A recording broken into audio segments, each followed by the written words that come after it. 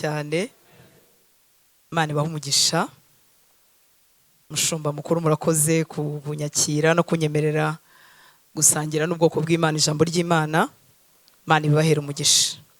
Iby'agaciro kuko mu bintu mudakennye harimo abavuga butumwa, harimo abapasiteri, ntago mubikennye. Haleluya. Aba Kigali babaye bakeya mwatumira no mu zindi ntara, ntago mubikennye, ariko ubwo Imana ishimwe ko yashyize ku mutima wanyu, nanjye nkaboneraho uyu mugisha.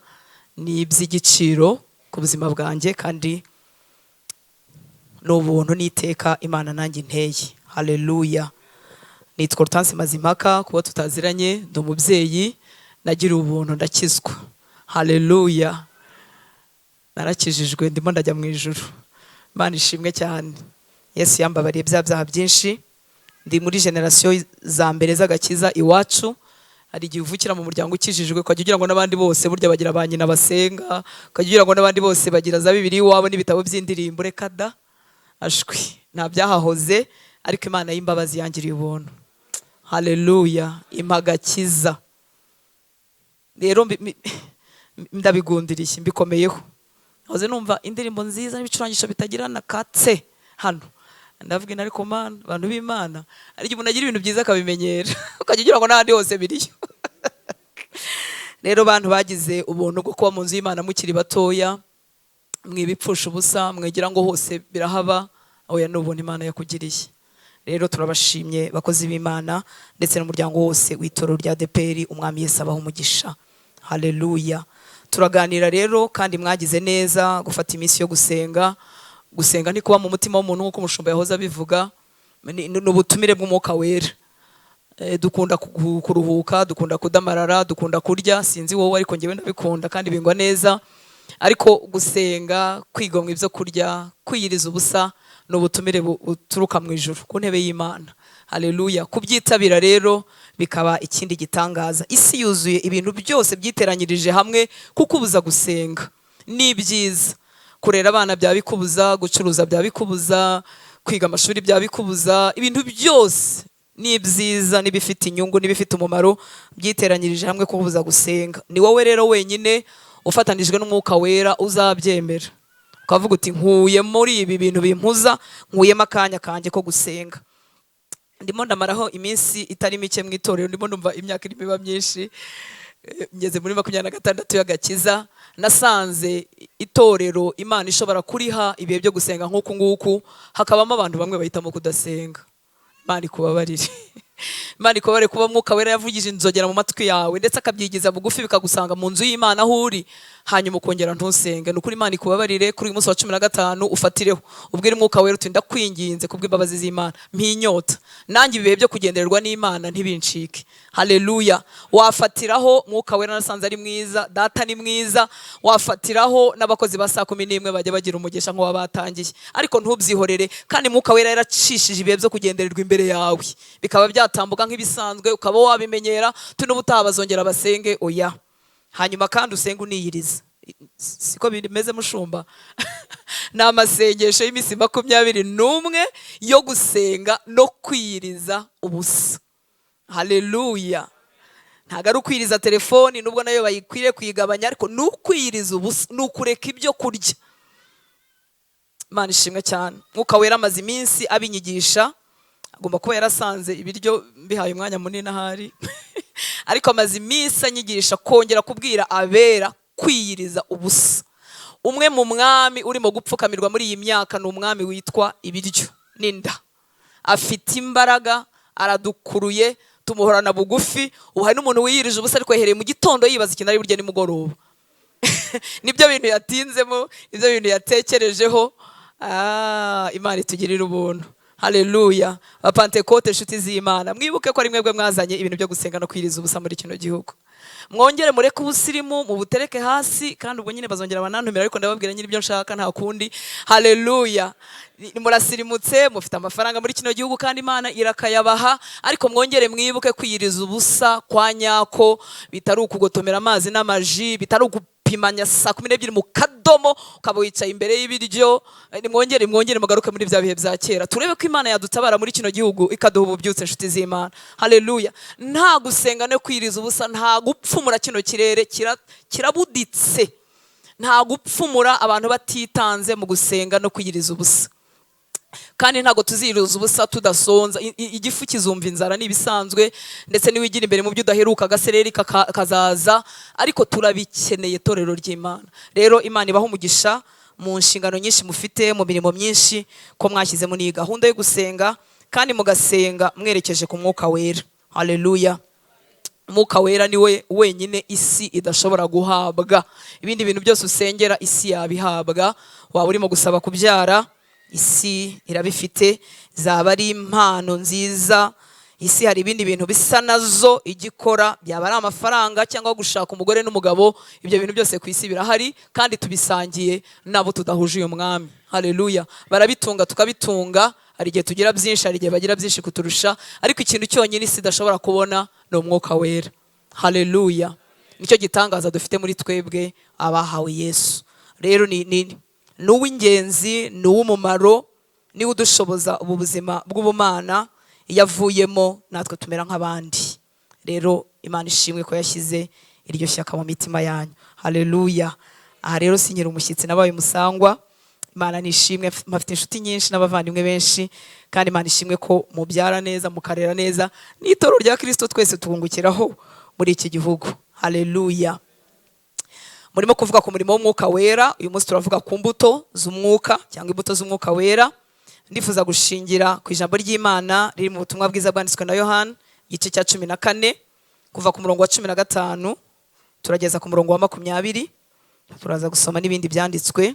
Ubutumwa bwiza bwanditswe na Yohana igice cya 14 umurongo wa 15 tugeze kuri 20. Turamanuka buke buke. Haleluya. Kuri 15 niba twahageze. Ubutumwa bwiza bwanditswe na Yohana igice cya 14.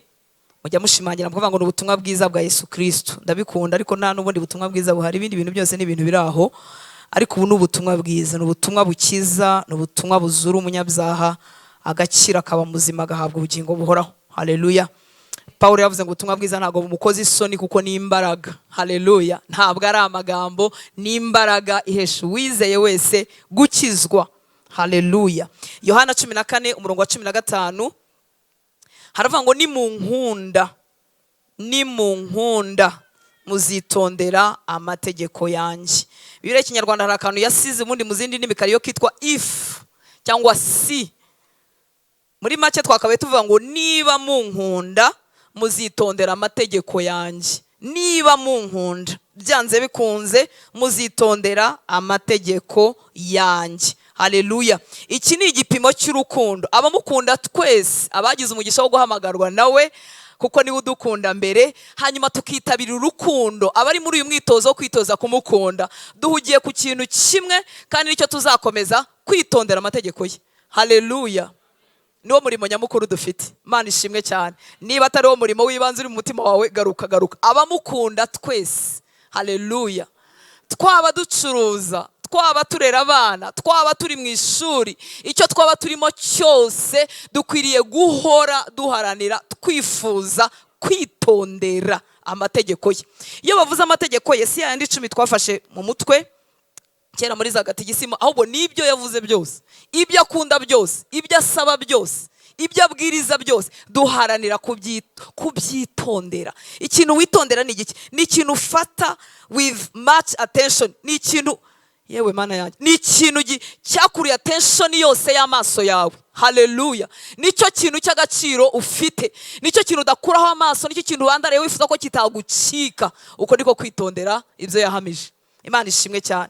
Ni igipimo rero cyoroheje kivuga ngo turamukunda cyangwa ntitumukunda. Haleluya. Haleluya. Si ukuvuga ngo nabibashije, ariko se ndimo nanabishaka, umutima wanjye niho werekeye. Nimunkunda muzitondera amategeko yanjye. Igipimo cyoroheje kikwereka ko ukunda Imana, n'ukuri muharanira Haleluya. Urimo uraharanira kwitondera ibyo yahamije. Bimwe nturabibasha, ibindi unyuzamo ugasitara, ariko n'icyo umutima wawe uharanira. Imana ishimwe cyane. Niyo dusitara turimo tugana. Haleluya. Mu gusohoza ibyo yategetse. Imana ishimwe cyane. Mu bintu yadusabye Yesu muri rya bwiriza riruta yandi, Great Commission, ryo muri Matayo 28:20. Burya yaratubwiye ngo nitugende twibyishe mu mahanga yose, abazizera tuzababatize, siko bimeze. Hanyuma tugire gute? Tubigishe. Haleluya. Tubigishe kwitondera ibyo yasize atubwiye. Muri make itorero n'abakizwa twese umurimo dufite, haleluya, nuwo kwigisha abantu kwitondera ibyo Yesu yasize atubwiye. Igihe cyose twakuyemo gutoza abantu kwitondera ibyo Yesu yavuze, tuba turimo gukora umurimo atadusabye gukora. Imana ishimwe cyane. Haleluya, haleluya. Hari inyigisho nziza nyinshi zigisha umuntu gutera imbere, uko yakwiga kwikunda, uko yacuruza, ibyo byose ni byiza, uko yarera abana, uko yaba umugore mwiza, uko yaba umugabo mwiza, parenting n'ibindi byose. Ibyo ntako bisa pe, ariko nibivanwamo akantu ko kwitondera ibyo Yesu yasize atubwiye, bizaba ari za filozofi zisanzwe z'abanyabwenge. Haleluya. Imana ishimwe cyane. Niba mu nkunda, muzitondera amategeko yanjye. Kuki ndimo gutinda kuri iki ngiki? Nuko ibya Mwuka Wera bivugwa gusa, bibwirwa gusa abanga bari muri runo rugendo. Haleluya. Nibo bireba.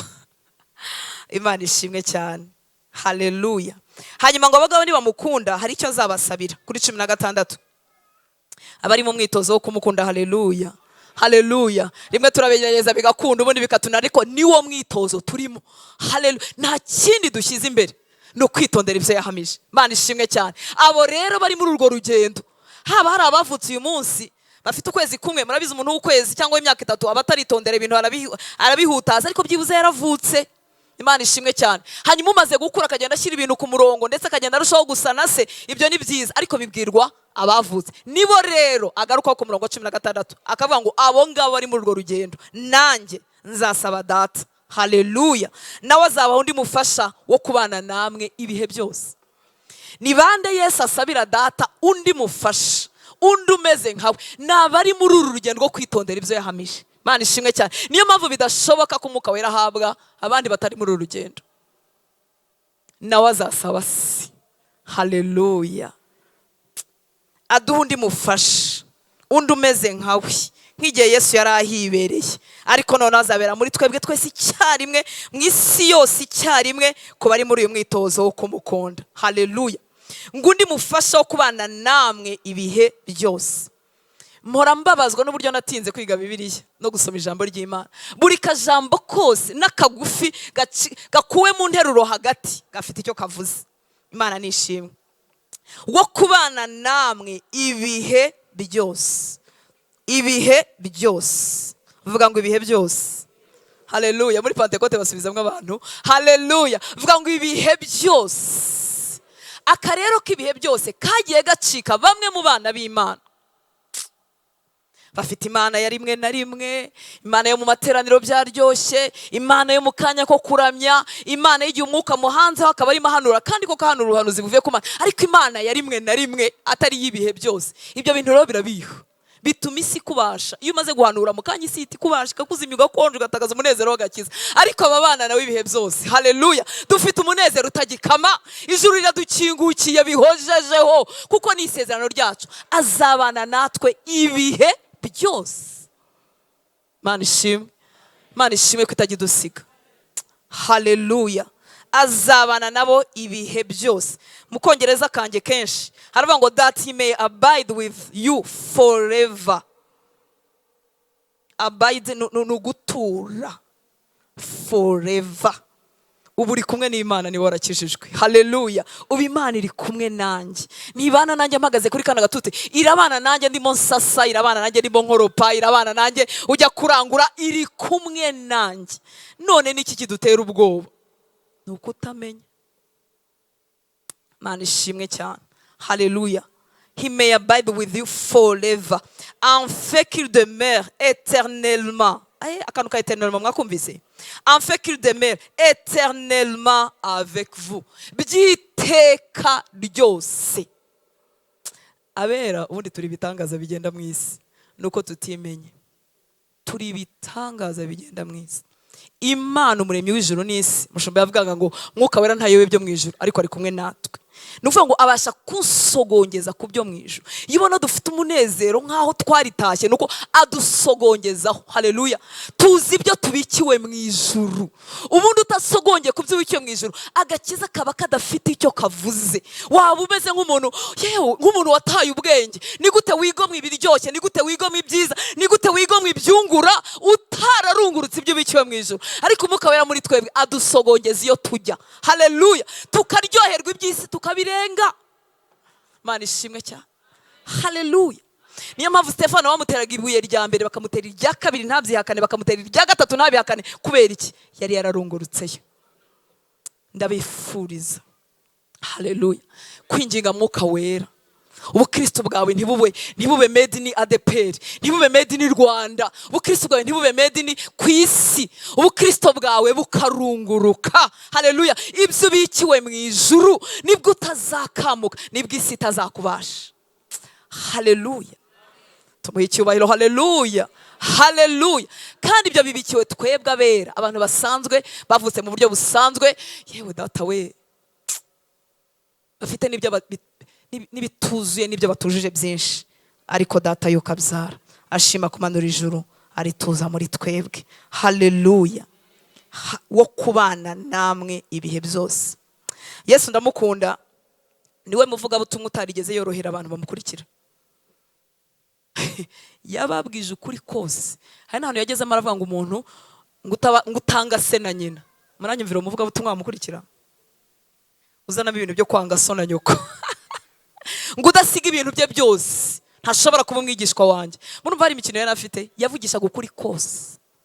Haleluya. Ntashyeshya, ntashyiramo umunyu ngo aryoshye ngo abantu bakunde bumve, ahubwo ashaka ko abantu banza gukora imibare, bakabanza bakabara bakareba ko bazamukurikira kugeza ku iherezo. Iyo avuze ikintu rero kiba ari cyo. Ntabwo yari kuvuga ngo umufasha kuzabana namwe ibihe byose azi ko azajya anyuzamo akadusiga. Yari kubitubwira clairement.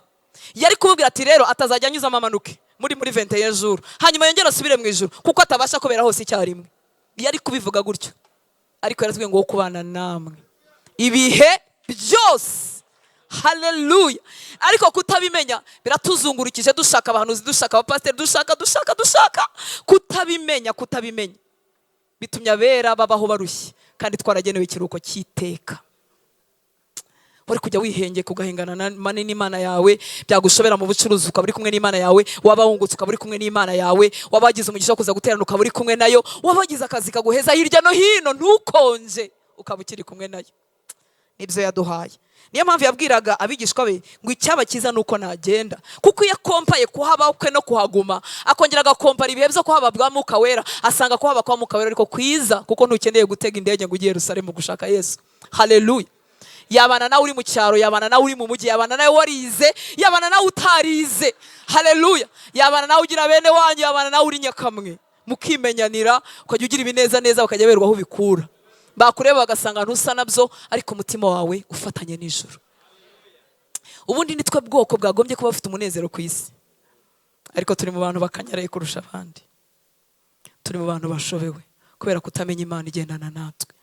Murakoze kuvuga ku Mwuka Wera. Cyama nkamumenya birushijeho, hajya amenya uko muvuga. Haleluya. Imana ishimwe cyane. Amen. Arakomeza ku murongo wa 17 ngo niwe mwuka w'ukuri, ntibishoboka aka ntibishoboka ngakunda cyane.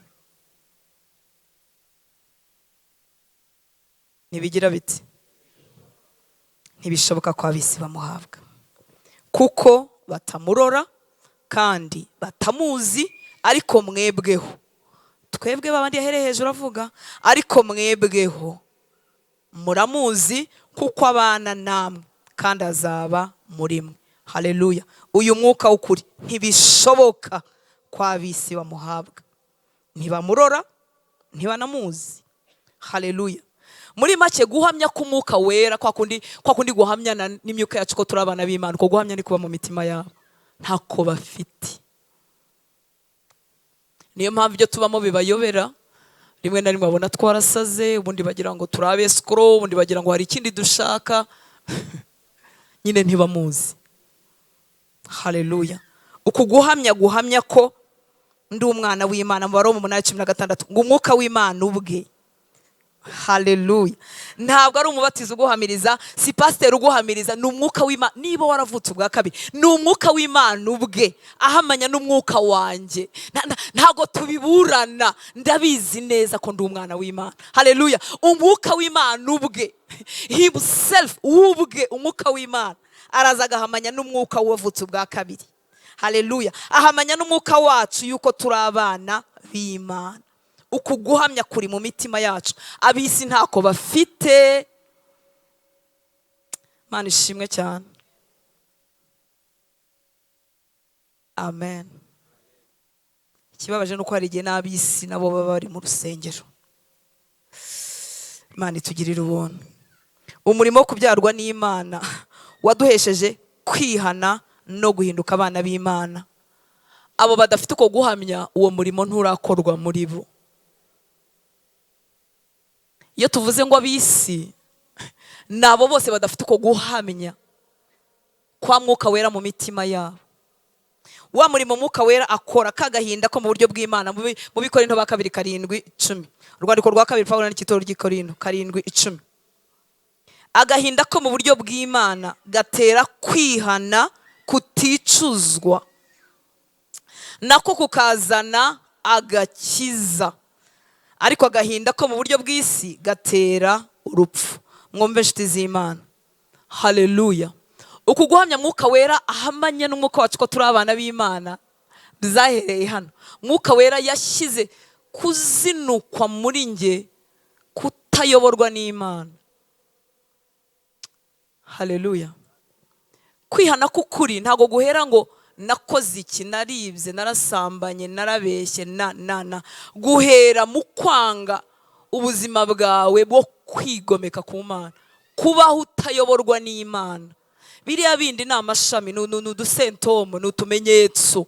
Kubeshya, kwangana, amacakubiri, n'utumenyetso tw'indwara y'icyaha. Haleluya. Ni kuko umuntu yarwara malaria rimwe akameneka umutwe, ubundi akagira umuriro, ubundi akameneka amaso. Ibyo ni ibimenyetso. Ariko mwuka wera umurika muri twakazana kagahinda ko mu buryo bw'Imana. Ikintu cya mbere akora mu mutima wawe ni ukuguteza agahinda ko wabayeho wiyobora. Haleluya. Hari abantu bakijijwe batarasambana, batariba, ariko bakijijwe ikisi. Uwo nyine bari we, uwo muntu wari warigometse ku Mana, atayoborwa n'Imana. Imana ishimwe cyane. Ikintu rero giteye agahinda inshuti z'Imana nuko hari ibihumbi byicaye mu nsengero bitabyawe n'Imana, bitigeze bigira kano gahinda kamuka wera katicuzwa gasunikira umuntu kwihana. Bashobora gutinya amaso y'abantu, bashobora kubikorera icyo babikuramo, bashobora kubikorera impamvu zitandukanye, ariko ntibarabyarwa n'Imana. Mujye mugira ngo abantu bose buzuye mu nsengero barakijijwe. Simvuga abana mu gakiza, nabo barahari. Simvuga b'intege nke ariko bakijijwe. Ndavuga abataramurikirwa n'umwuka wera ngo kano gahinda ko mu buryo bw'Imana gasunikira umuntu kwihana kwa kundi kuticuzwa, ntibirakore ko murimo nturakoreka mu mitima yabo. Imana ishimwe cyane. Aba nibo batugira inama z'umubiri, ibya mwuka wera ntibabizi, ntibabimenya, ntibabikozwa. Batugira inama zisanzwe z'umubiri, bakagumya bakicara mu rusengero ariko batarabyawe n'Imana. Bamwe muri bo ni bene wacu baje badukurikiye, abandi ni inshuti zacu, abandi ni abafana just nkuko umuntu ashobora gufana Rayon Sport. Abandi ni abantu barabimenyereye, babyisanzemo. Iyo umuntu atinze mu itorero ahagira umuryango, siko bimera. Ufite abantu mumaze igihe muziranye, bamwe baraho kubera icyo kintu cy'ikiryango kiryoshye. None mwewe muri mu itorero rimaze imyaka myinshi, nukuvuga ngo abantu bashingiranye, barashyingirana, barabana, baberana abavandimwe kuko bahuriye mu itorero. Ariko bamwe muri bo ntibaragira karagahinda katicuzwa gasunikwa na mwuka wera. Barahari kuko bahisanze, barahari kuko bahafite inyungu runaka zihamaze imyaka, ariko mwuka wera habera mwiza. Haleluya. Ashobora kuguha agakiza umaze imyaka 20 mu rusengero, umutima wawe ugatsindwa uri wenyine, ugatsindwa utahagaze imbere y'abantu kuko ufite izina ryubashywe, ugatsindwa uri wenyine. Haleluya. Ukamutumira akaza yo kabyara. Ni umunyembabazi, ntiyazanywe no kudukiraho iteka. Ntaza ngo kubaze ngo se muri iyo myaka 20 maze ugira ute, ahubwo araza ngo ati ngwino mwana wanjye, kaze ngo sogongeze nawe ibyo mwijuru, kaze wakira amahoro azanwa no kubabarirwa. Haleluya. Amahoro badahimbahimba, amahoro azanwa no kubabarirwa. Ubuzima badahimbahimba, batigirisha ubuzima bw'ukuri bw'Imana muri twebwe, cyangwa umutima wo kamukingukira. Haleluya. Haleluya. Kuki ndimo kuvuga ibi ngibi? Nuko iyo tuvuga ibyo kwera imbuto z'umwuka, hari igihe tubisaba abantu batigeze banavuka, kandi nyine Imana ishimwe ko yitwa imbuto y'umwuka mu zindi ndimi. Haleluya. Ni imbuto, si imbuto za Hortense, ni imbuto z'umwuka wera, si imbuto zawe. Urumva rutarabyawe n'umwuka, twaba turimo tugushakiraho ibintu utazigera ugira amahuriro nabyo. Niyo mpamvu umurimo w'umwuka wera muri twebwe awutangira ahangaha, kukubyarwa n'Imana, ugahinduka nawe ikiremwa cy'umwuka, none imbuto zikazabona aho zimera, kuko si izawe, nta nubwo ari iz'itoro ryanyu ryiza, ni imbuto z'umwuka wera. Imana ishimwe cyane. Haleluya. Niyo mpamvu inshuti z'Imana dukwiriye gusenga abitorero, tugasengera abavandimwe, tugasengera abo tubana. Ibihe byo gusenga bikaba byinshi, kugira ngo abavandimwe bacu bari mu nzu y'Imana ariko bagitwikiriye, batarahura n'ubu buntu, tubasengera nabo batwikururwe. Imana ishimwe.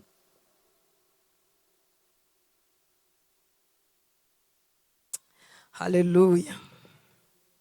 Kubabyawe n'Imana rero ntago turi twenyine, turi igitangaza kigenda mu isi, kuko Imana ubwayo yashimye kuza kuba muri twebwe. Ku murongo wa 18 haravuga ngo sinzabasiga nk'imfubyi, ahubwo nzaza aho muri. Haleluya. Haleluya. Ababyawe n'Imana ntidusigara twenyine mu isi. N'igihe waba wumva uri wenyine nta gishyigikira ufite, yaravuze ngo sinzabasiga nk'imfubyi, ahubwo nzaza aho muri. Haleluya. Yaje aho ndi, yaje aho uri, niba warabyawe n'Imana ari kumwe nawe.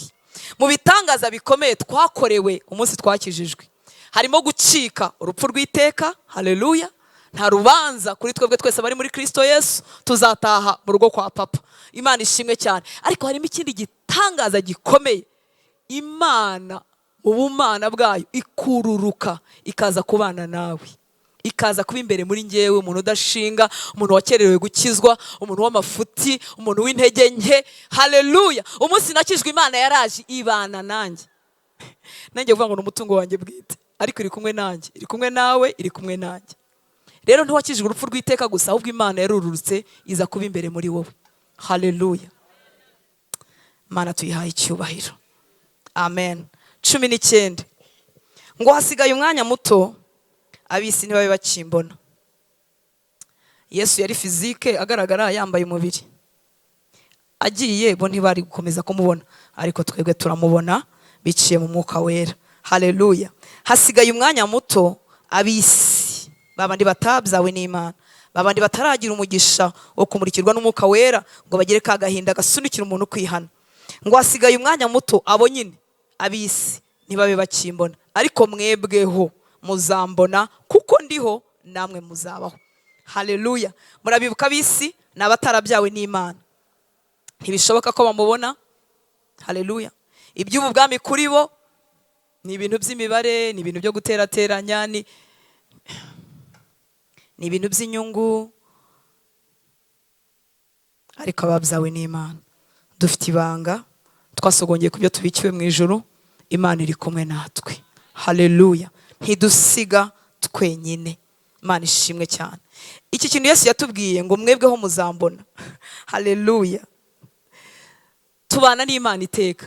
Simvuze ko gusenga kwacu gusubizwa iteka uko dusenze.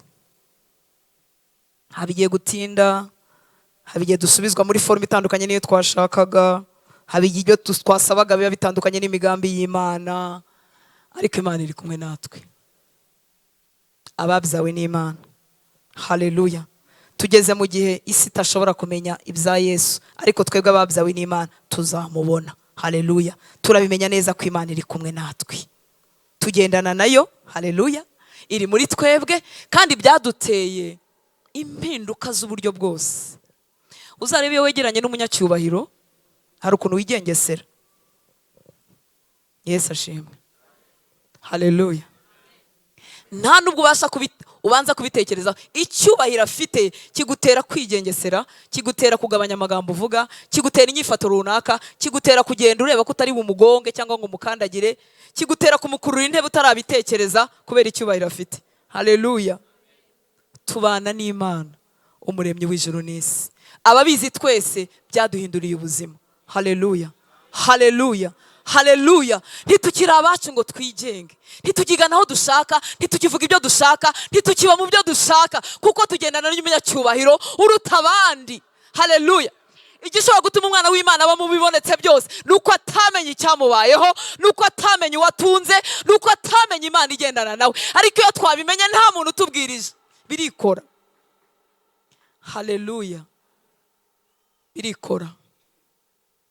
Iyo ugize umugisha wo kwegerana n'abantu b'abanyacyubahiro, usanga bafite ibintu biri ku murongo. Mwarabibonye? Ibintu byabo bifite ukuntu bitunganye, ibintu byabo bifite ukuntu bitarimo akajagari, hari ukuntu bihita bijya mu buryo. Imana umuremyi w'ijuru n'isi yahisemo gutura mu mitima y'abamwizera. Haleluya. Imana ituye mu buzima bw'abarokore, abacitse urupfu rw'iteka. Imana umuremyi w'ijuru n'isi atuye muri twebwe. Haleluya. Nituramuka tubimenye, imigendere yacu izahinduka, ubuzima bwacu buzahinduka, kandi tuzahinduka igisubizo mu isi ya none. Ariko kubiyoberwa bituma upfapfana,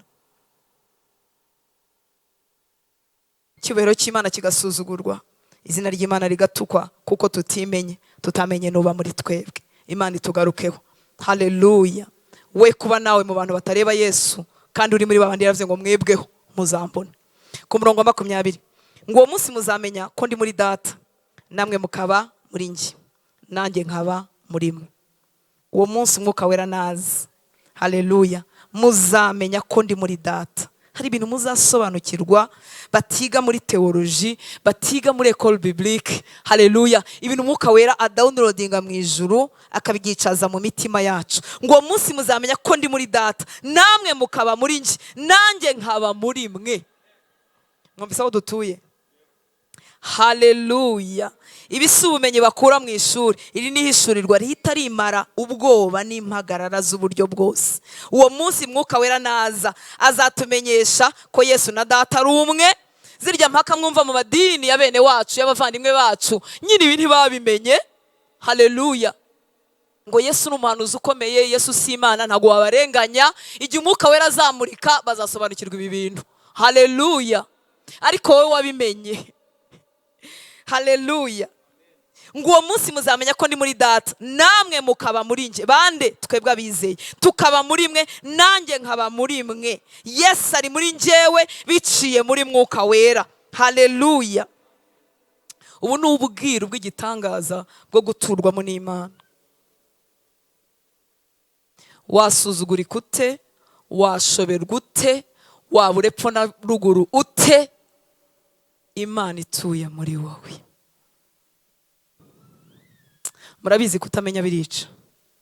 Haleluya.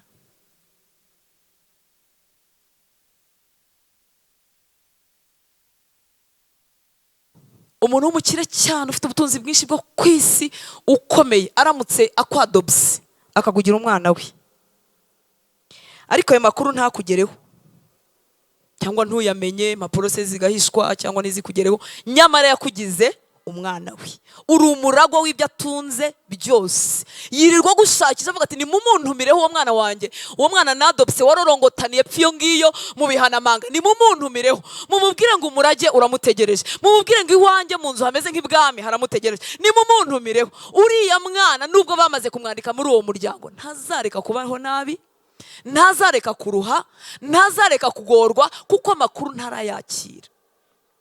Turabana b'Imana.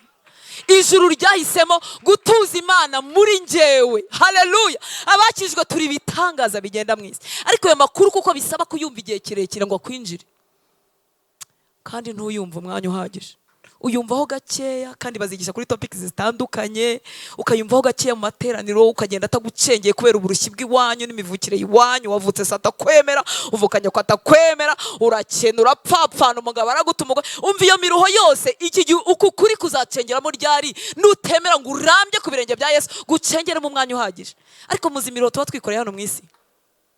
Rero ukuri kw'ibyo data yavuze bisaba ko bimara mu mwanya, bigasokinga bye, bikinjira. Ubu byaranyinjiye, bimaramo ubunyamirambo, bimaramo gupfa nabi, nari mpfuye mpagaze. Ijambo ry'Imana ryaranzuye. Haleluya. Hanyuma ndimenya ko umwana w'Imana. Imiruho rero ituma udatinda ku birenge bya Yesu. Ubu jabagurika n'ubu urimo uravuga utari kubu bararangiza ryari. Sura mugore nawe ko numva avuga n'ubundi nibyo bari baravuze, ubundi wazanye iki?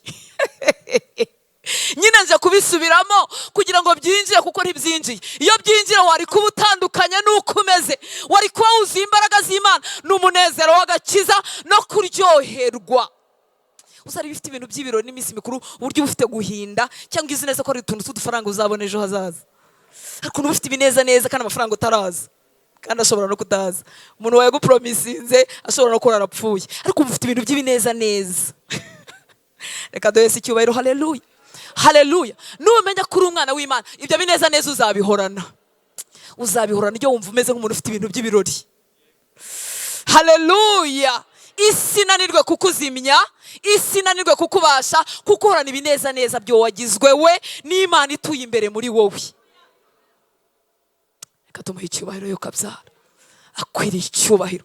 Waturobanuye mu magana menshi y'abanyabyaha. Haleluya. Akatugira abana be, akatubwira ngo sinzabasiga nk'imfubyi. Abakristo benshi babayeho nk'imfubyi, barishugurikira, bararushye, barapfuye, kandi Imana iri imbere muri bo. Bahora no mu nkanyari, n'ubarimo bavuga ati subira risetse iki?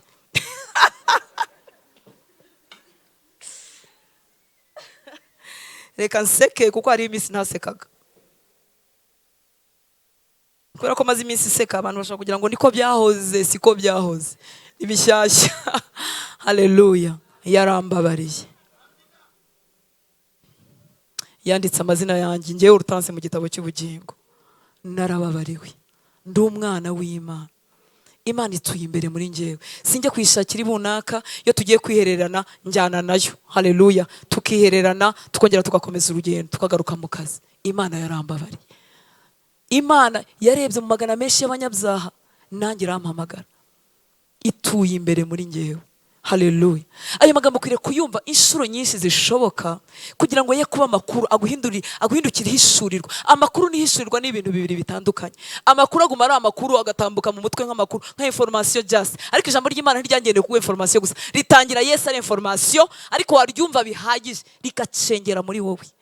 Nubwo wapfa, nubwo watunga cyangwa waheba, ukaba ubizi neza bibyigana muri wowe kuri umwana w'Imana. Abantu bagahangayika ukajya wumva bimeze nk'aho bitakureba, nk'aho udatuye ku isi, kuko urabizi neza kuri iki, uri umwana w'Imana. Haleluya. Cyaduhabera bakizera ibyo Kristo yabahaye.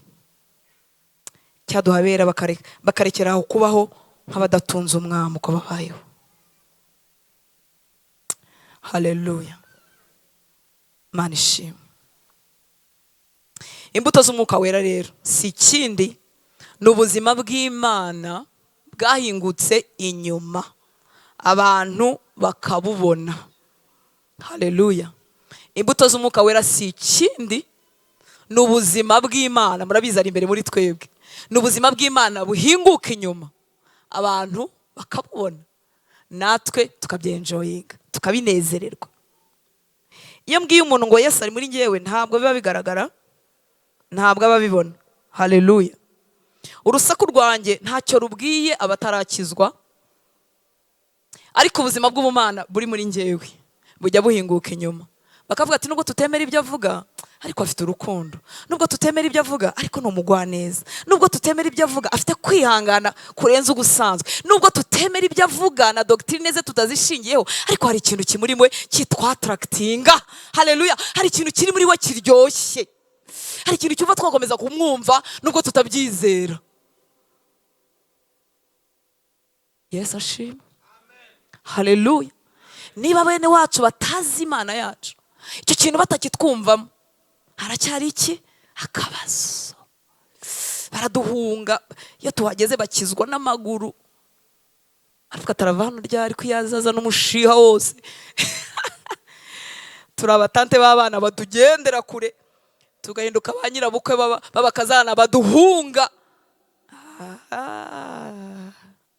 Haleluya. Imbuto z'umwuka rero turazizi, turi buzisome, ariko nagira ngo nkubwire kano kantu koroshye ukagumane mu mutwe. Ni ubuzima bw'ubumana. Ya Mana iri imbere muri njyewe, ya Mana ubabwira, warakijwe kuva muri 60. Mana ishimwe kandi guha umugisha. Uri umwana wa pasiteri, pasiteri wari umwana nawe wa pasiteri. Uri mu bantu ba mbere bavuze mu ndimi muri kino gihugu. Ubu byutse buza ahandi hakurya wari uhari, cyangwa papa yari ahari, cyangwa papa wa papa yari ahari. Ariko reka nkubwire, imbuto z'umwuka wera nubwo buzima twebwe tutareba, ni ubwo buzima bw'icyakoretse imbere muri wowe, ariko buhinguka inyuma twebwe tukaryaho, tukarya kuri Yesu wawe. Haleluya. Turahasoma ubumwe bw'uwo muri na Pentecoste muzizi mu mutwe. Haleluya. N'umurongo muza ahuri mu Bagalati y'igice cya 5 umurongo wa kangahe?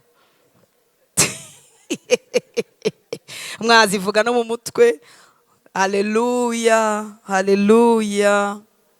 Ariko ni ubumana bwahingutse inyuma, nshuti z'Imana.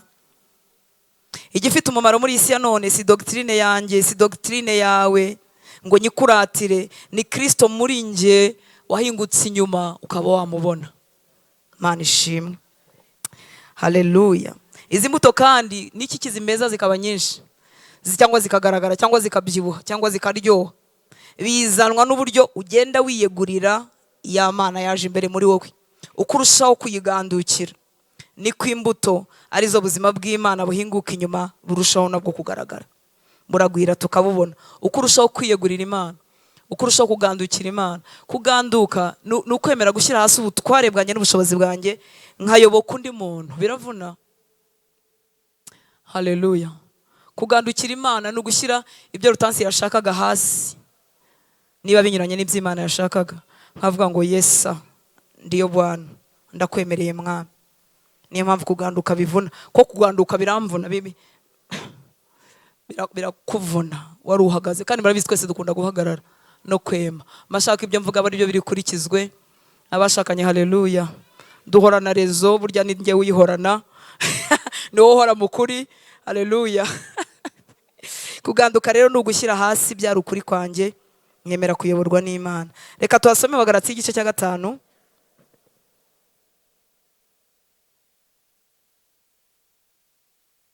22 kugeza kuri 24.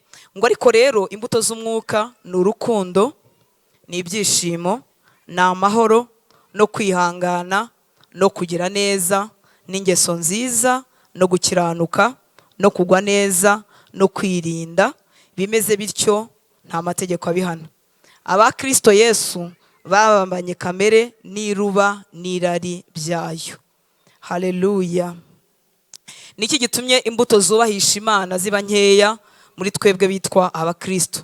Nuko kwiyegurira Imana byuzuye ari bike. Ntago tuyiha wese, ntago tuyirekuriramo wese.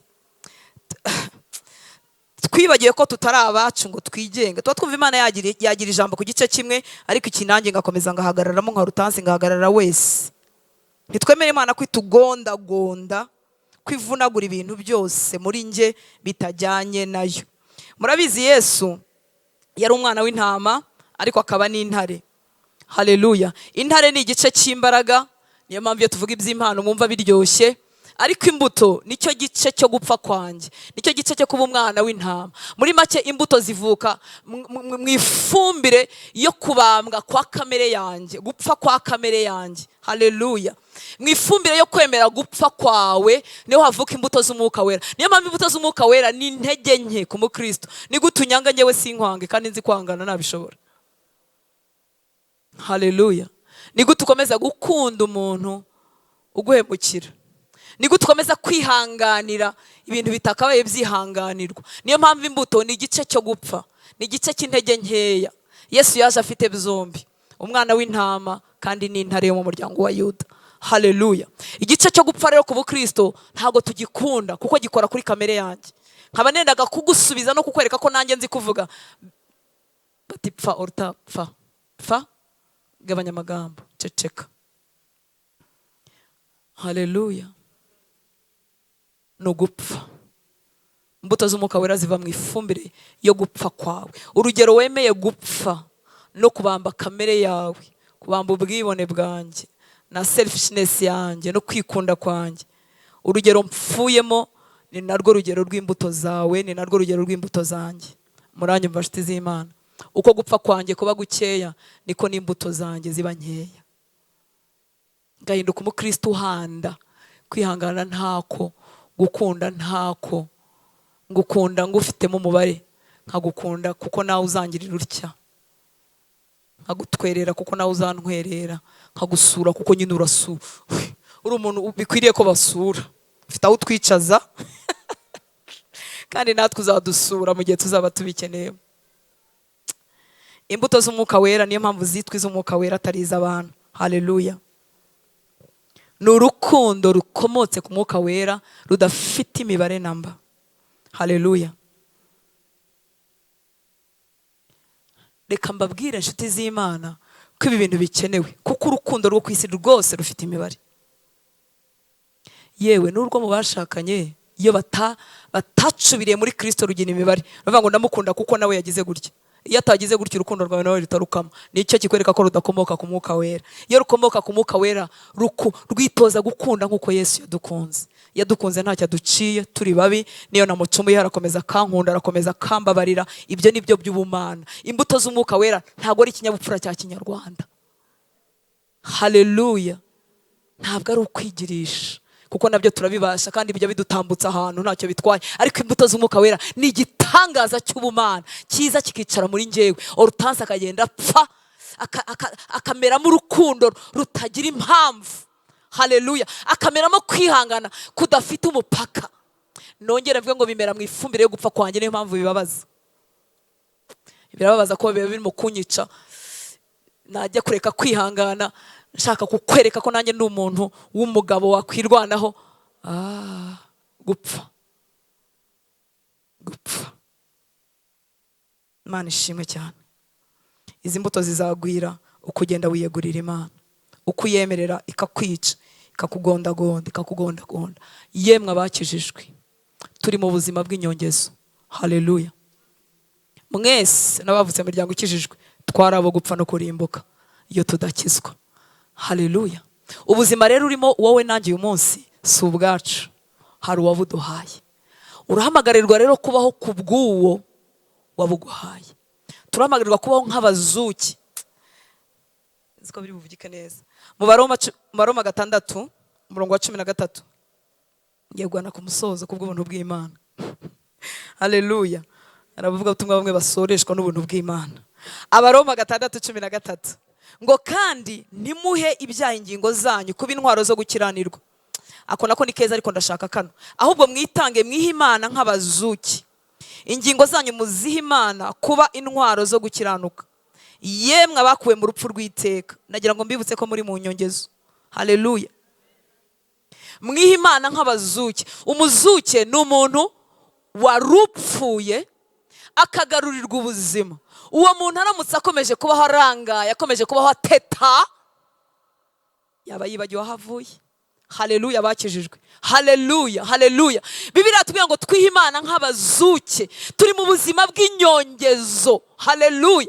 Ntabwo ndi bwihangane kuko nkunze kwihangana, ahubwo ndi bwibuke ko ndi mu buzima butari ubwanjye. Hari umuntu wapfuye ngo mbe ndiho. Haleluya. Ndi mu buzima bw'inyongezo, ndi mu buzima bwo kubaho kubw'uwo wamfiriye akananzukira. Imana ishimwe cyane. Ndi mu buzima rero bwo kwemera kujya Hortense wa kera apfa buri munsi, dore ko adashirayo. N'uwanyu ntashirayo, n'uwanjye nyine wanze gushirayo. Haleluya. Ntashirayo. Hari igihe gutungura wanjye ajya ntungura nkavuga ni Yesu Kristo uracyahari ushinze ijosi gutya, nari nzi ko washizeyo. reka do Yesu icyubahiro. Haleluya, haleluya. Gupfa buri munsi hanyuma tukabaho nk'abazuke, ukavuga ngo data ubwo ari byo ushaka ndaje unshoboze, data ubwo ari byo ukunda, ubwo ari byo biguhaye icyubahiro ndaje unshoboze. Mana ishimwe. Uko upfa buri munsi niko imbuto zizamera, niko imbuto zizamera, niko imbuto zizamera. Nudapfa uzatwereka ibisa nk'imbuto, ari umuco, ari uburiri, ari ubwa kinyarwanda. Kandi ibyo nasanze bigira intege nke, bigira intege nke, bigira intege nke. Bishoboka gusa iyo nta kintu cyakujombye, ariko iyo hari ikintu cyakujombye, ubunyarwanda akazubushyira hasi, ubupfura bw'iwanyu n'uburere ukabushyira hasi, wowe ukuri sasa utarapfuye ukavayo tukakubona. Oh, haleluya. Kandi isi nayo yiteguye kukujomba, kandi izakoresha bene so, ikoresha abo wizeraga, ikoresha abo muririmbana, ikoresha abo musenganya. Hanyuma wowe rero wa kinyarwanda uveyo tukubone. Imana itugirire ubuntu. Kuki imbuto ari iz'umumaro ku bakristo? Kuki imbuto zifitiye ubwami bwa data umumaro? Haleluya. Nuko niryo jwi ryonyine isi idashobora kuvuguruza. Muranyumva nshuti z'Imana? Haleluya. Mwuka wera nshuti nziza, dushoboze. Amen. Isi nta rukundo rudafite inyungu ifite, ntarwo igira. Data arashaka abantu bamugendera. Niyo mpamvu data akoresha biriya na biriya kugira ngo ukunde upfe kuri kamere, turebe ko urubuto rw'urukundo rwakura. Noneho wavuga Yesu abantu bavuga ati yego, burya Yesu abaho, kuko uyu muntu afite urukundo tutabonanye abandi. Haleluya. Ntajwi Yesu afite abantu batari buhinyure, ariko imbuto z'umwuka wera z'ukuri ntizigira ikizihinyura. Haleluya. Ntizigira ikizihinyuza. Twaranyazwe, baratwanga tukabanga, baturoga tukabavuma. Yesu ashimwe. None tugire gute torero ry'Imana? Umwuka wera twaramuhawe, data ari muri twebwe, ariko ndabinginze nimureke tuboroge, ubuzima bw'ubumana bugaruke mu itorero. Ubu si igitangaza ko hano haba harimo umuntu wicara kuri ya nguni agasohokera muri muryango, undi akicara hariya agasohokera kuri muryango, barabipanze babikora nkana kugira ngo batazigera bagira aho bahurira. Kandi bose n'abakristo bantora. Ntago naje kubavuga biri hose, ni wacu biriyo. Haleluya. Nimureke tuborogera Imana. Tuborogeshwa n'iki? N'ubuzima budasa na Kristo. Imbuto z'umwuka wera ni ukusa na Yesu, si ukuzitondeka ku murongo. Mu isengesho ryawe muri 21 murimo mubikuriza, reka iki kibe priority. Ubwire mwami Yesu uti Yesu, sinsa nawe, simvuga nkawe, akamero kawe ntikandimo, naragahawe mu mwuka nahindutse umwana w'Imana, ariko sinsa nawe. Dore sinkunda nk'uko ukunda, dore inzangano ziracyakoma, dore umuntu aracyashima Imana nkumva agashyari karazamutse.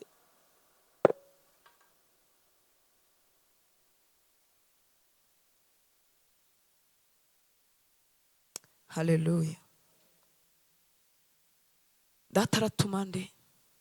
Ninde watwara ubumana? Ninde wajyana ubukristo bw'ukuri bwasuzuguritse muri kino gihugu?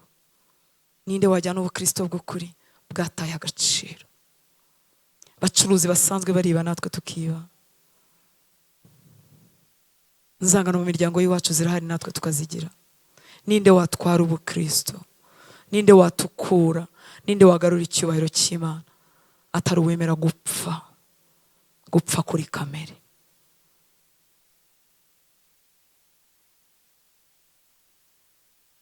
Ninde watwara guca bugufi nk'uko ari muri Yesu Kristo? Data yatugiriye neza, akadutiza kubahiro, akadutiza impano bakatumenya, akadutiza amafaranga tukaryoherwa. Ninde watwara ubukristo afite amafaranga? Ninde watwara ubukristo atayafite? Ninde watwara ubukristo afite position y'icyubahiro? Ninde watwara ubukristo atazwi n'umuntu n'umwe? Niko ko Imana ifite abanzi, abantu bayanga batayitayeho, ariko Imana ifite n'abandi bantu babuze aho babonera ubumana kuko tutarimo kubugaragaza. Mureke muri iyi minsi yo gusenga tuborogera Imana, tuborogera Imana, ubwire uti Mwami Yesu, ndashaka gusa nawe, ndashaka gutwara ubumana muri bene wacu batakuzi.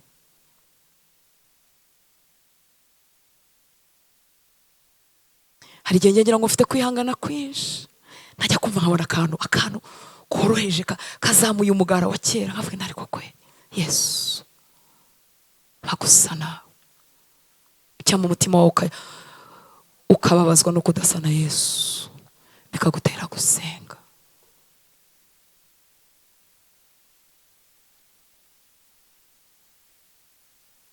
Isi ntikennye abanyabwenge, isi ikennye abantu basa na Yesu. Isi ntikennye abazi kuvuga, isi ikennye abantu bafite umutima umeze nk'uwa Yesu. Igihe nateguraga izi nyigisho data yanyongoreye, muribuka ko Yesu yavuze ngo unyizera, muri Yohana 7, unyizera imigezi y'amazi y'ubugingo izatemba iva mu nda ye. Ngo ibyo yabivuze yerekeje ku Mwuka Wera uwo bamwizera bendaga guhabwa. Mu Byahishuwe igice cya 22 rimwe kugeza kuri 2 avuga ngo anyereka uruzi rw'amazi y'ubugingo rubonerana nk'isarabwayi ruva ku ntebe y'Imana n'umwana w'intama, ngo rutembera mu nzira nyabagendwa hagati, ngo hakurya no hakuno y'urwo ruzi hariho igiti cy'ubugingo cyera imbuto z'uburyo 12, ngo cyera imbuto z'uburyo bumwe uko ukwezi gutashye, ngo ibibabi byacyo byari ibyo gukiza amahanga. Ubuzima bwawe ni umuti w'amahanga. Iyi si yuzuye inzangano, iyi si yuzuye amakuba n'ibyago. Ubuzima bufite imbuto z'Umwuka Wera ngo ni umuti wo gukiza amahanga. Ubuzima bwawe ni umuti, ni igisubizo kuri iyi si yuzuye inzangano. Iyi si ninde uri wishobore adashobojwe n'imigezi yakomoye ku Mwuka Wera? Ninde mugore uri bushobore gukomeza gukunda umugabo udakunditse? Ninde mugabo uri bushobore gukomeza gukunda umugore udakunditse imyaka igahita? Ninde mubyeyi uri bukomeze kugundira umwana wananiranye adafite imigezi y'amazi y'ubugingo? Ninde mukristo muri karitsiye twariraho iyo dushobewe niwe tugana, niwe munyarukundo tugira, niwe mugwaneza, niwe wihangana? Ngo abakristo bari bwemere gupfa kuri kamere, imbuto z'Umwuka Wera zigashibuka muri bo, ngo bameze nk'umuti wo gukiza amahanga. N'ibibabi bimeze nk'umuti nibo Yesu ari bukoreshe gukiza amahanga. Hari abantu benshi baburiye urukundo mu muryango, bageze no mu rusengero bararuhaburira kuko imbuto y'urukundo rw'ukuri idahari. Tubacaho tubahutaza, tubacaho twihuta, cyangwa se izo mbuto ziri ku bantu bakeya kandi abarushye n'abaremerewe n'ibihumbi. Ntabwo umushumba umwe yabakwira. Data arashaka abakristo bari bwemere guhinduka umuti wo gukiza amahanga. Imbuto umuntu yaryaho akagubwa neza, akavuga ati kuko Imana ibaho. Abantu abarushye baruhukiramo, abantu abatazwi, abatazadutura, abatazaduha impano, nabo basubirizwamo agaciro, bakwegera bagasubizwa agaciro, bakwegera ibyiringiro bikagaruka, bakwegera bagasanga bakunze urukundo rudafite inyungu, rudafite ikindi kintu rubashakaho. Ntabwo ari uko ibihugu byacu bikennye, oya, nuko abafite icyo babonye twakikubiye. Abakristo bafite imbuto z'Umwuka Wera, Data ari bubakoreshe guhinduka umuti wo gukiza amahanga. Iyi si irarushye, nta gisubizo ifite, iradandabirana. Ntabwo ikizwa n'ubwinshi bw'abari mu nsengero, irakizwa n'abakristo bemeye gupfa kuri kamere. Ntibakigendana urukundo rwabo rusanzwe, n'urukundo bakomora kuri Yesu. Si ubugwaneza karemano n'ubupfura, n'ubugwaneza bakomora kuri Yesu. Si ukwihangana kuko babyipakiyemo, ni ukwihangana bakomora kuri Mwuka Wera. Niyo mpamvu twatindaga ku Mwuka Wera, kuko iyi si imipango, ibi si ibintu dupanga mu minsi y'amasengesho, bikomoka kuri Mwuka Wera. Mwemerera akora umurimo mu mutima wawe, yica agomba gupfa, amenagura agomba kumeneka, kugira ngo uhinduke igiti Yesu yakoresha. Abarushye bakugamamo, abarwayi bagakiriramo, abatazi ko urukundo rw'ukuri rubaho, abatarabona kwihangana bakabitwigiraho, abibwira ko imbaraga z'Imana hari aho zitagera, abibwira ko hari ibijya biturenga, bakongera bakabona Mwuka Wera muri wowe ntibikurenga. Imbaraga z'Imana zikurimo, akamero ka Kristo kakurimo. Mureke tumuririre, mureke tumusabe gusa nawe. Ndangiza wibuke iki kintu, ko imbuto z'Umwuka Wera ari ubumana bwahingutse inyuma. Twarakijijwe muri iteraniro ry'abakijijwe, ariko abantu ntibakeneye kumva indirimbo zacu, ibibwiriza byacu bikunzwe n'abamaze gukinguka ku maso. Abatarakinguka ku maso ibibwirizwa byacu ntacyo bibabwiye, ariko ubuzima bwahindutse bwagira icyo bubabwira. Ubuzima busa na Yesu bwavugana nabo. Isi ijugunya abantu benshi, abanyabyaha banga abanyabyaha babo, ababyeyi b'abanyabyaha bajugunya abana babo b'abanyabyaha. Isi aba ari umusinzi cyangwa ari umusambanyi, ariko akirukana umwana we w'umusambanyi. Isi nta rukundo ifite, nta mbaraga zo kwihangana ifite. Yesu aragushaka kugira ngo umugendere. Yesu aragushaka kugira ngo agutume. Ntumanukane uburyoza n'impano gusa, umanukane umutima wari muri Kristo Yesu. Igihe kimwe data yarambwiye ngo simbuze abavuga butumwa, ariko mbuze abafite umutima wanjye.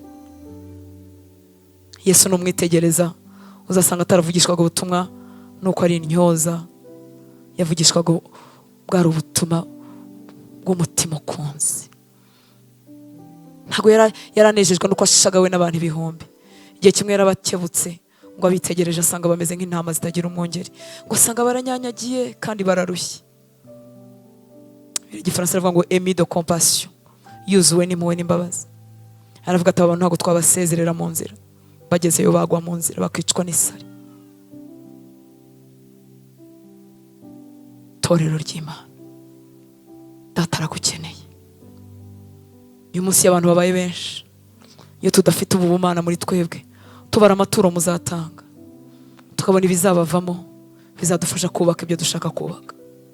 Ariko Yesu, umutima wa Yesu ubabazwa n'abarimbuka, umutima wa Yesu ubabazwa n'abarushye, umutima wa Yesu uravuga ngo bari he abo barushye, baze bansange mbaruhure.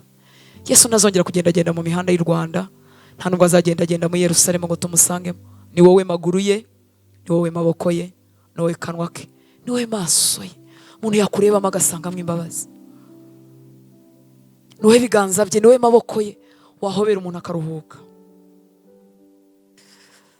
Mureke duhaguruke dusenge, mubwire ngo ni njyewe Mwami, ni njyewe ndifuza kukugendera, ni njyewe ndifuza ko ubuzima bwawe butagarukira ko mfite itorero ryiza, butagarukira ko mfite izina ryiza, butagarukira ko maze imyaka mu gakiza abantu bose banzi nk'umukristo. Ndashaka gutwara ubuzima bw'ubumana. Imbuto z'Umwuka Wera n'ubuzima bw'ubumana bwahingutse inyuma.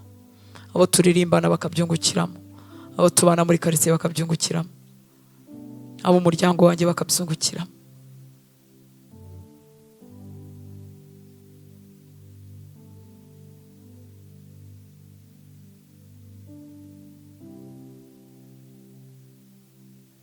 Bimwe mu bituza kwera imbuto z'Umwuka Wera ni imitima yababaye twanga kuyirekurira Yesu. Agahinda kawe, ibikomere byawe, guhemukirwa kwawe n'abantu warabifashe urabigundira, nabyo byabaye nk'aho ari Imana mu mutima wawe. Ngo umugabo yaragutaye, ushaka ko abantu bazahora bakubabarira ko yagutaye. None se ko yari umunyabyaha wagira ngo agira ati nawe ko atazi Imana. Ngo abantu barakwambuye, ngo wararenganye n'imfubyi uri wenyine. Isi niko imeze, nta kiruhuko igira, ariko Yesu arahari kugira ngo akuruhure nawe uhinduke uburuhukiro bw'abandi.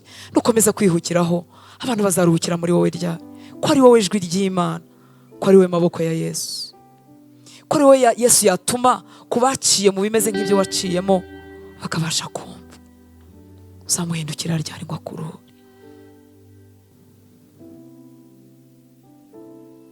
Se twamwemerera uyu mugoroba tukamuzanira ibitubuza gusa nawe, tukamuzanira ibitubuza gusa nawe. Imbuto z'Umwuka Wera si ukuzirondora no kuzibara ngo tuvuge ngo ni 9 ngo ni imwe irimo twinshi. Wibwire nanjye nibwire ngo ni ubuzima bw'Imana nakiriye igihe nakizwaga bwahingutse inyuma.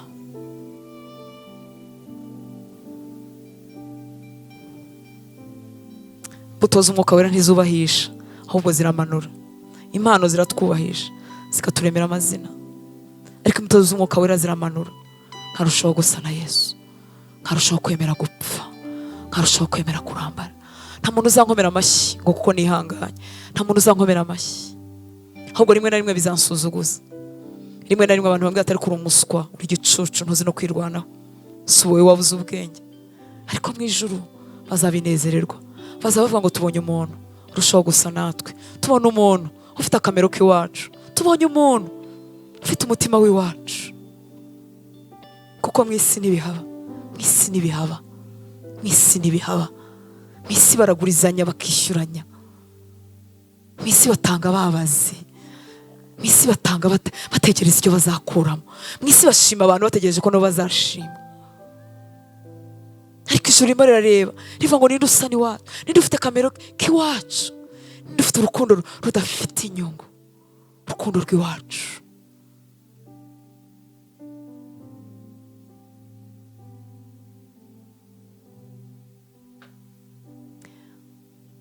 Reka dusaba Umwuka Wera abikorere muri twebwe, si ingamba, si imipango, si ukuvuga ngo none ngiye kuba umuntu mwiza. Oya, hari abantu b'imfura beza bya Kinyarwanda. Turashaka ibikomoka ku Mwuka, ibyo nibyo bidashira, ibyo nibyo bidakama, ibyo nibyo bitambuka ibihe n'ibihe, ibihe n'ibihe. Mu mwijima birahaca, izuba ryacanye birahaca, badukunze birahaca, batwanze birahaca, twatawe birahaca, birahatambuka, bitambuka ibihe.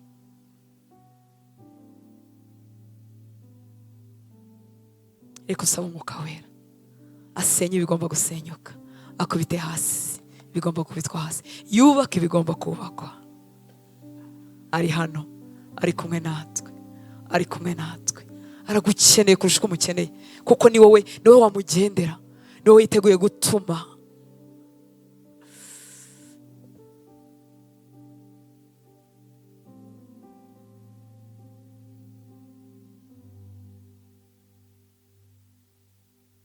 Reka agire umuririmbyi udufasha indirimbo ivuga ngo Umwuka w'Imana yaje sinshobora.